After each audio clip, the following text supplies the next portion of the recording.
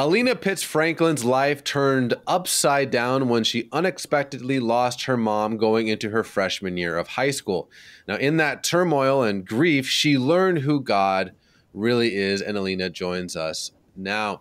So, Alena, my friend, how did that season of grief and turmoil lead you to understand God in a deeper way?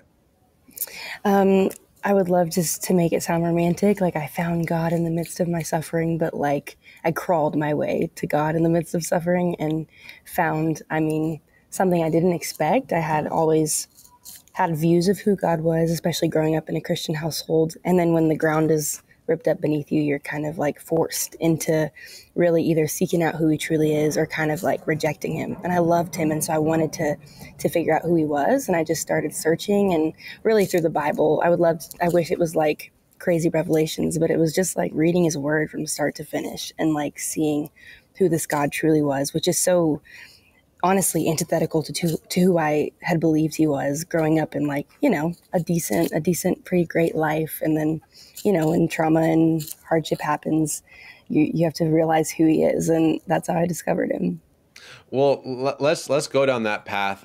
So let's say my friend here is dealing with some of the grief and the despair and the, I don't know, depression that you might have gone through. Obviously, you and I had spent time together in Israel with your mom, Winter. I've obviously taken your dad, Jonathan, as well to Israel, so I spent time with your family. But what specifically did you learn? You said it wasn't just a cozy experience. So how can what would be your insights to my friend here who's watching, who might be going through something similar?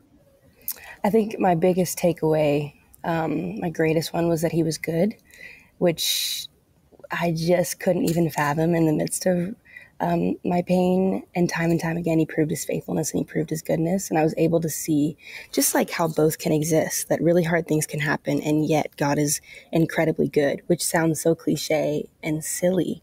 But when you're in the midst of hard things and you see him continually show up and just like display his kindness, I was able to experience his goodness in a way, like I was truly aware of his goodness for the first time, which just, yeah, it doesn't sound natural, but I think that's kind of God is a mystery. And I actually experienced most of his goodness in the midst of hard things. Well, and I think that maybe that's the lie that's been sold, that if you follow Jesus, things just become comfy cozy, that all Totally. your dreams will come true and it'll be kumbaya.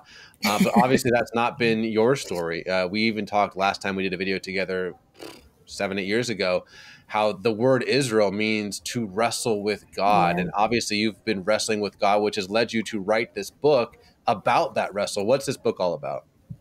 This book is about the character of God. And I think it's 60 devotions about who God is.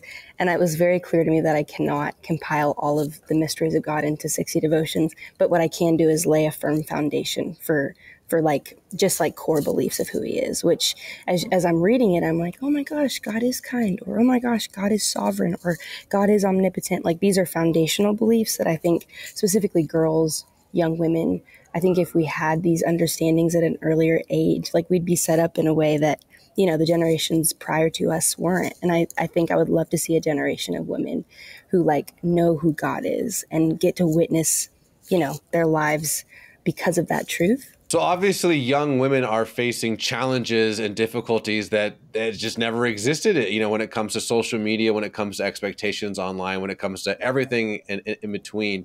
What do you hope your message, or what is your message for young women who want to understand who God is?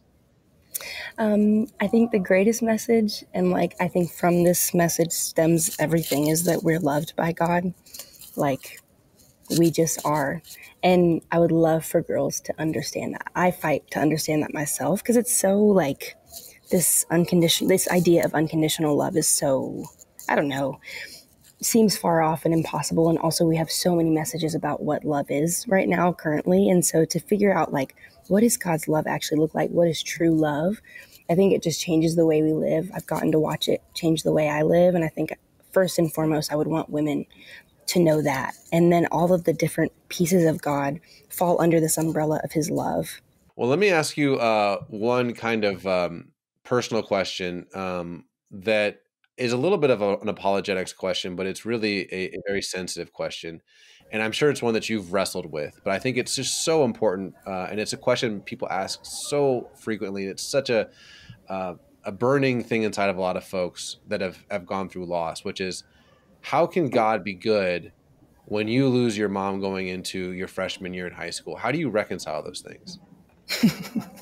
This is personal and heavy, and also I've wrestled through that. I think I've come to this understanding, and I haven't gone to seminary, I haven't fully studied the mysteries of him, and I think it's hard to understand, but I do know that God did not kill my mom. And I think once I can rationalize that if God is good, if God is love, and he cannot do anything that is not good, I trust that the hard parts of death were not his intention for how I lived. It's actually just a consequence of the way that things are in this world, and having a kingdom focus of like, one day all things will be made right again. And this desire for things to be right and this desire for heaven stems from the fact that God like created that, and that's how he desires for us to live.